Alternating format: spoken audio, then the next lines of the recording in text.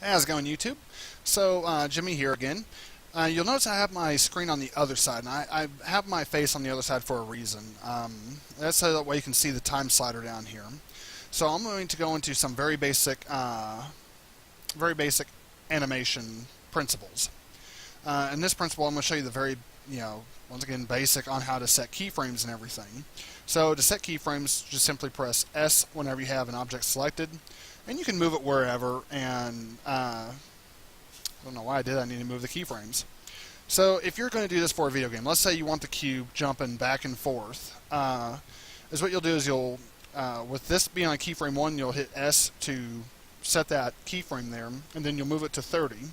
And with auto keyframe on, as you move it, it'll automatically set that. So I'm going to go here to frame 15. I'm just going to move that up. And it won't do that here, so we actually need to translate. No, we don't want to do a translate Z. We want to do a translate Y. Oh, it's too much. So I'm going to move it right about there. So now, as you can see, the cube is jumping. So if you want it where it jumps just back and forth, you'll select keyframe 1. We'll move it to 60, and we'll set it there. And right here at frame 45, we'll move it up just a little bit. Okay, there we go. So if this is going to be an animation, you'd want to set the amount of keyframes playable to 59. And the reason why, because when it lands back here on keyframe 1, that's going to be its start. And that is what you'll see in the game engine that you're using.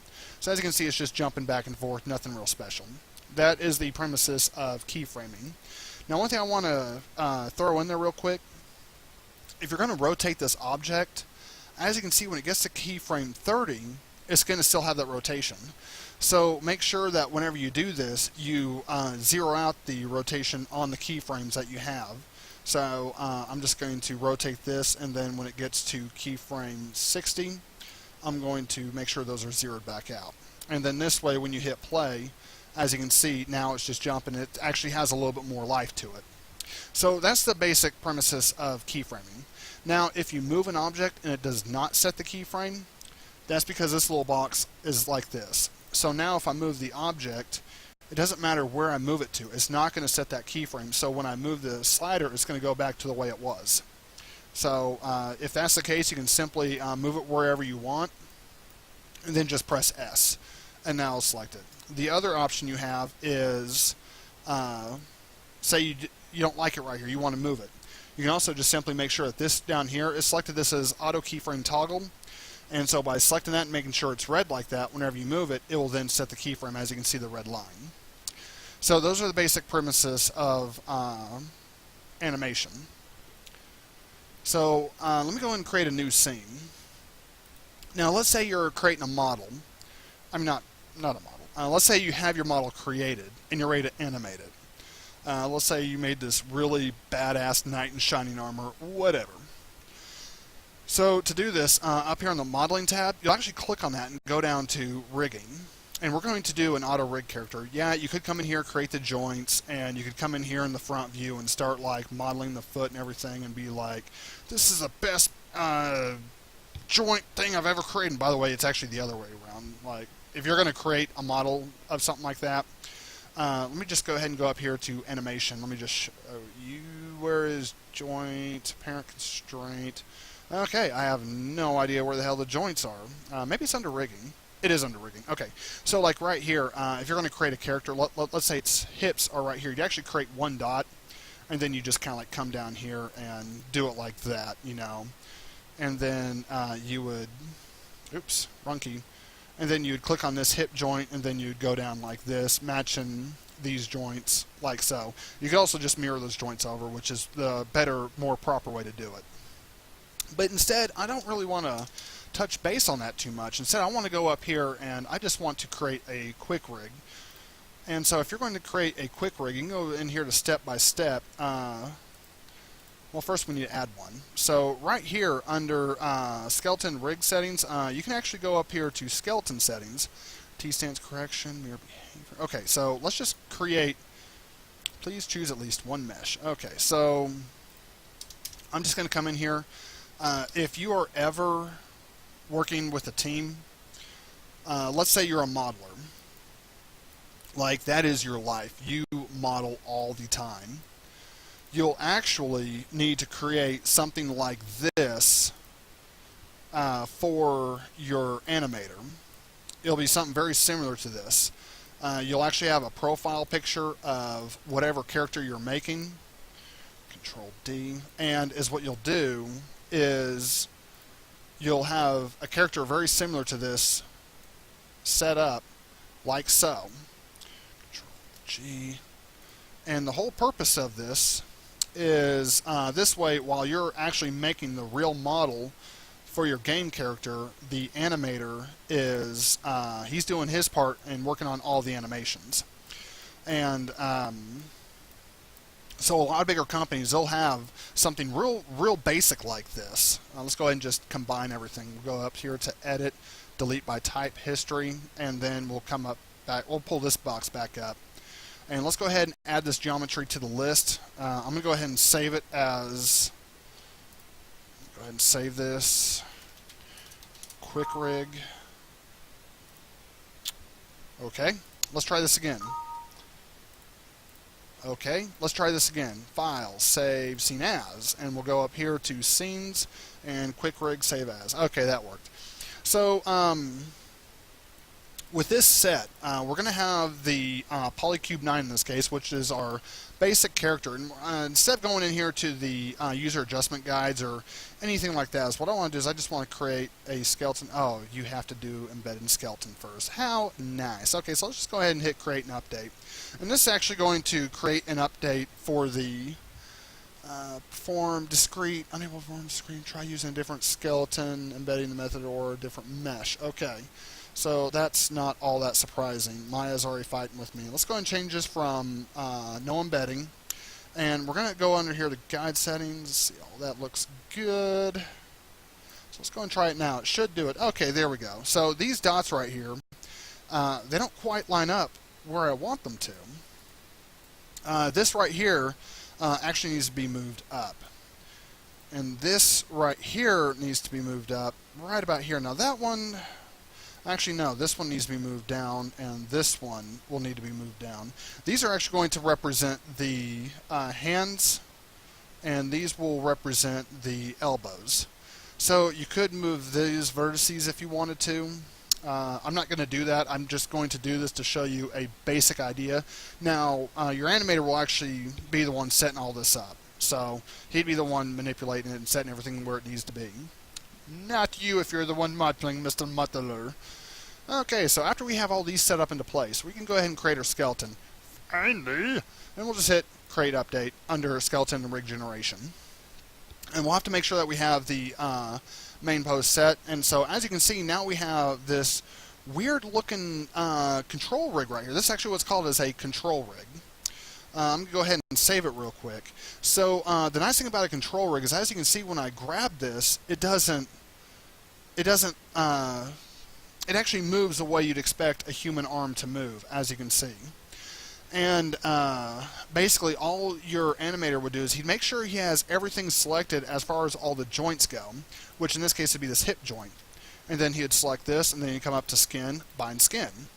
And so now with those bound to that object, oh, you bastard. Let's try this again. Let me go ahead, oops, source, I want stance. And basically he would select these joints, come in here, he'd go to skin, bind skin. And this way, when he comes into, oops, I want control rig now. When he comes into the control rig, he should be able to move everything the way it needs to be moved. Now, some of this is going to look a little funky, and the reason why, because if I were to go into, what's that called? Come on, Jimmy. Let me go into rigging. This right here is called the paint tool. So if I click on our object, as you can see, like I have the hand joint selected, but there are no yellow paint parts right here. So if I were to paint these, then it would actually move. But I don't know which one is being selected. Let me open up the dialog box for this. And okay, this is the hip. So the hips are actually attached to that. We wouldn't want that. That is like really not right. So this is the left arm. If I paint all this to the left arm, as you can see now, it's all being manipulated by this back part right here, which is the left arm. If I were to come down here and find the, let's see, I don't see the right arm or the right hand or the left arm. Here's the right arm, but I don't see the hand or anything like that. So this is just a quick tutorial. I'm not going to go too in depth with this, but basically you'd look for the right hand or the right arm or the left hand or whatever, and you would paint those joints according to whatever joint you have selected. The component editor is another way to look that up. It's basically hitting F8, going in. I'll just show you. I'm not going to spend too much of your time just discussing this. So let's go into Vertex, and it looks like we're already in component mode. So we can go into Window, and we come down here to what is it? Animation editors, I believe. Expression editor? I don't think it's expression editor. It should be. I'm trying to remember this. Yeah, y'all can see how often I come in here. Yeah, it's definitely not expression. I know it's called component editor. Attribute editor. Component editor. Here we go. So right here, I have these vertices selected. And as you can see, we have left something, left something. Now this is the character's left side, so I need to find out that's the left leg, that's the left leg, that's the left foot, that's the left arm. So obviously, none of those should be attached to any of those. The one thing I do want to say is under options, hide 0 columns. If you have this checked, these won't even pop up. So if you ever come in here and it's like this is all you see, well, that's why, because you need a.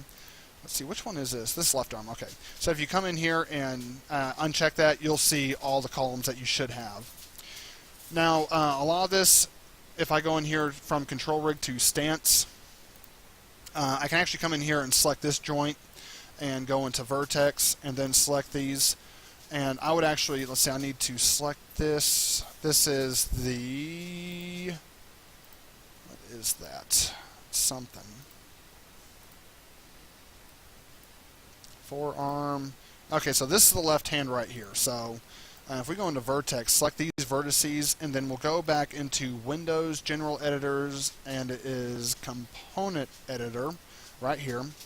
We need to look for the left hand. And I'm just going to show you this one last thing. Left foot, left leg up. Let's see, that's right. What is this? Neck. Okay, so I'm not seeing it in under here. So the next thing would be just to go in here to the paint tool. Let me double click on this so I can bring up that dialog box. And I'm still not seeing it, but either way, you get the idea. You would see a left hand in here, not a left arm, and you'd simply paint according to what you were looking for. And you know, the animator would actually be the one doing this. But that's just a quick reference guide on creating a control rig. This is actually going to be a very short video, obviously, because I'm already done with it. I just want to kind of get your feet wet with creating control rigs and things like that.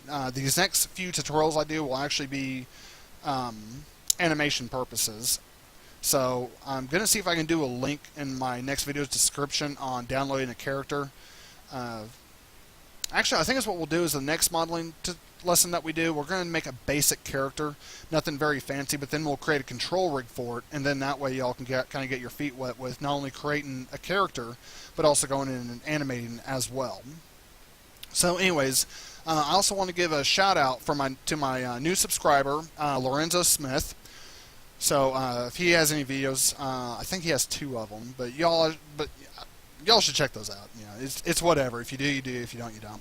But anyways, if you like this video, hit that subscribe button, hit that like button, comment on if there's anything you'd like to see me do, or if there's any kind of lessons you'd like to see me, you know, try and teach you and help you with. Just throw those down there in the comments down below. If you didn't like this video, you can just hit that dislike button. Don't subscribe. Comment on how much you like to see Master Chief beat my head in with an assault rifle, then teabagging me after he has thoroughly brutalized and murdered my body. Until then, YouTube, I shall see y'all next time.